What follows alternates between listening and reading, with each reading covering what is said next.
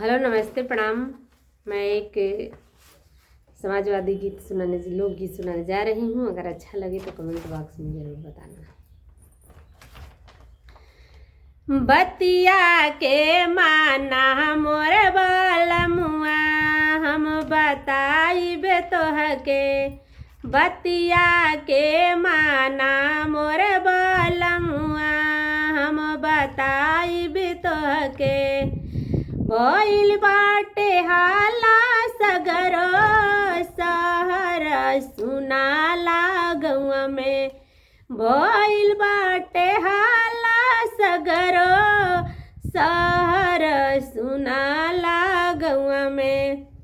छुट्टी लेके आजा राजा घरे हो चुनावा में। छुट्टी लेके आजा राजा घरे हो चुनावा में। साइकिल के देहल जाई जीताई हम बताइबे तोहके। साइकिल के देहल जाई जीताई हम बताइबे तोहके। खतरा में पड़ल बाटे मोर संविधानवा हो। सत परिवर्तन होई कहे हिंदुस्तानवा हो। खतरा में पड़ल बाटे मोर संविधानवा हो। सत परिवर्तन होई कहे हिंदुस्तानवा हो।